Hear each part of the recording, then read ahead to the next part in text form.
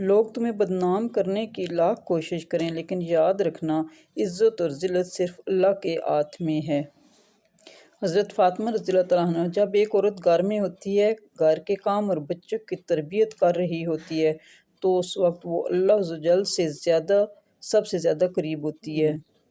اگر تمہارے گھر کوئی مہمان آئے اور بھوکا جائے تو گویا وہ کسی قبرستان میں آیا تھا۔ حضرت بی بی فاطمہ زہرا رضی اللہ تعالیٰ عنہا، نبی کریم صلی اللہ علیہ وآلہ وسلم نے فرمایا، جب کوئی مجھ پر سلام کرے تو اللہ تبارک و تعالیٰ مجھے میری روح لوٹا دیتا ہے، پھر میں اس سلام بھیجنے والے شخص کے سلام کا جواب خود دیتا ہوں۔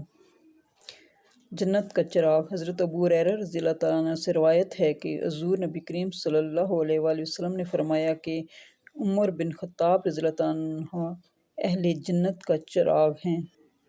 فرمان مصطفیٰ صلی اللہ علیہ وآلہ وسلم، جس نے مجھ پر ایک بار درود پاک پڑھا، اللہ تعالیٰ اس پر 10 نعمتیں نازل فرماتا ہے، 10 گناہ مٹاتا ہے اور 10 درجات بلند فرماتا ہے۔ چنانچہ جو لوگ ایمان لائے تھے اور انہوں نے نیک عمل کیے تھے، ان کو تو جنت میں ایسی خوشیاں دی جائیں گی جو ان کے چہروں سے چھوٹی پڑ رہی ہوں گی، اور جو لوگ شکر گزار ہیں ان کو ہم جلد ہی ان کا اجر عطا کریں گے۔ بڑی خرابی ہے ناپ تول میں کمی کرنے والوں کی۔ اسی نے تمہارے لیے زمین کو فرش بنایا اور اس میں تمہارے چلنے کو راستے بنائے اور اوپر سے پانی برسایا، پھر اس بارش سے مختلف قسم کی پیداوار نکالی۔ یہ اس لیے کہ اللہ ہی حق ہے اور یہ لوگ اسے چھوڑ کر جن چیزوں کی عبادت کرتے ہیں وہ سب باطل ہیں، اور اللہ ہی وہ ہے جس کی شان بھی اونچی ہے، رتبہ بھی بڑا۔ بے شک یہ لوگ اللہ کی آیات کا انکار کرتے رہیں اور انبیاء کو ناحق قتل کرتے رہیں، اور ان کو بھی جو لوگوں میں انصاف کرنے کا حکم دیا کرتے تھے، ایسے لوگوں کو دردناک عذاب کی خوشخبری سنا دیجیے۔ کہہ دو کہ اے میرے ایمان والو بندو، اپنے پروردگار کا خوف دل میں رکھو۔ بھلائی انہی کی ہے جنہوں نے اس دنیا میں بھلائی کی ہے، اور اللہ کی زمین بہت وسیع ہے۔ جو لوگ صبر سے کام لیتے ہیں ان کا ثواب انہیں بے حساب دیا جائے گا۔ جو کوئی شخص اسلام کے سوا کوئی اور دین اختیار کرنا چاہے گا تو اس سے وہ دین قبول نہیں کیا جائے گا، اور آخرت میں وہ ان لوگوں میں شامل ہوگا جو سخت نقصان اٹھانے والے ہیں۔ کہہ دو جس دن فیصلہ ہوگا اس دن کافروں کو ان کا ایمان لانا کچھ فائدہ نہیں دے گا اور نہ انہیں کوئی مہلت دی جائے گی۔ اور جس دن جہنم بھی لائی جائے گی اس دن انسان کو سمجھ آئے گی، مگر آج اس کے سمجھنے کا فائدہ کہاں۔ وہ کہے گا کہ کاش میں نے اپنی اس زندگی کے لیے کچھ آگے بھیج دیا ہوتا۔ ایک دوسرے سے بڑھ چڑھ کر دنیا کا عیش حاصل کرنے کی اوس نے تمہیں غفلت میں ڈال رکھا ہے، یہاں تک کہ تم قبرستانوں میں پہنچ جاتے ہو۔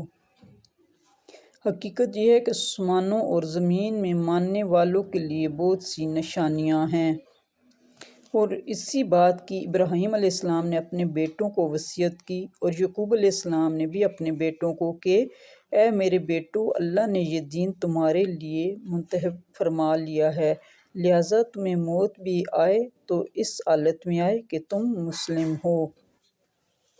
اور اگر تم مجھے جھٹلا رہے ہو تو تم سے پہلے بہت سی قومیں جھٹلانے کی روش اختیار کر چکی ہیں، اور رسول پر اس کے سوا کوئی ذمہ داری نہیں ہوتی کہ وہ صاف صاف بات پہنچا دے۔ اے میرے وہ بندو جو ہماری آیتوں پر ایمان لائے تھے اور فرمانبردار رہے تھے، تم میں بھی اور تمہاری بیویوں بھی خوشی سے چمکتے چہروں کے ساتھ جنت میں داخل ہو جاؤ۔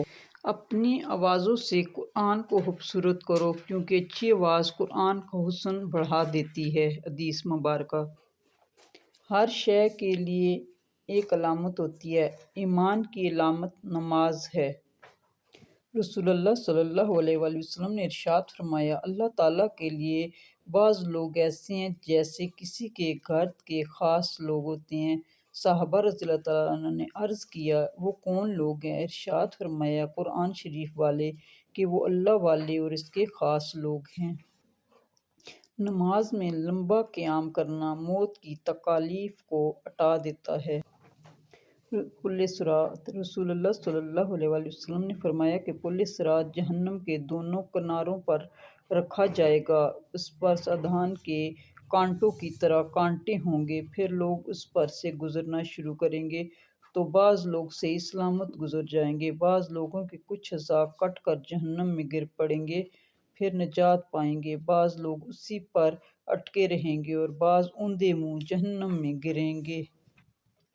نماز اشراق پڑھنا۔ رسول اللہ صلی اللہ علیہ وآلہ وسلم نے فرمایا، جو شخص نماز فجر باجماعت ادا کرے پھر اپنی جگہ پر بیٹھ کر اللہ تعالیٰ کا ذکر کرتا رہے یہاں تک کہ سورج طلوع ہو جائے، پھر 2 رکعت اشراق کی نماز پڑھے تو اس کے لیے ایک مکمل حج اور عمرے کا ثواب ہوگا۔ وہ دعا جو کبھی رد نہیں ہوتی۔ رسول اللہ صلی اللہ علیہ وآلہ وسلم کا فرمان ہے، مچھلی والے حضرت یونس علیہ السلام نے مچھلی کے پیٹ میں یہ دعا کی تھی، وَلَا إِلَٰهَ إِلَّا أَنْتَ سُبْحَانَكَ إِنِّي كُنْتُ مِنَ الظَّالِمِينَ۔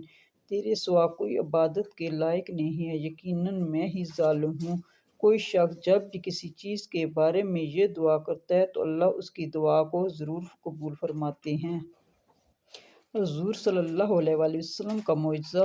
حضرت سلمہ رضی اللہ تعالیٰ عنہا فرماتی ہیں، جس دن آپ صلی اللہ علیہ وآلہ وسلم اس دنیا سے پردہ فرمایا، اس دن میں نے آپ صلی اللہ علیہ وآلہ وسلم کے سینہ مبارک پر ہاتھ رکھا تھا۔ اس کے بعد ایک زمانہ گزر گیا، میں اس ہاتھ سے کھاتی رہی، دھوتی رہی، لیکن میرے ہاتھ سے مشک کی خوشبو ختم نہیں ہوئی۔ حضرت ابو ہریرہ رضی اللہ عنہ سے روایت ہے کہ نبی کریم صلی اللہ علیہ وآلہ وسلم نے فرمایا، 7 تباہ کن گناہوں سے بچو۔ لوگوں نے پوچھا، وہ کون سے گناہ ہیں؟ آپ صلی اللہ علیہ وآلہ وسلم نے فرمایا، اللہ کے ساتھ کسی کو شریک کرنا، جادو کرنا، کسی کو ناحق مار ڈالنا، سود کھانا، یتیم کا مال ہڑپ کر جانا، میدان جہاد سے بھاگ جانا، نیک عورتوں پر تہمت لگانا۔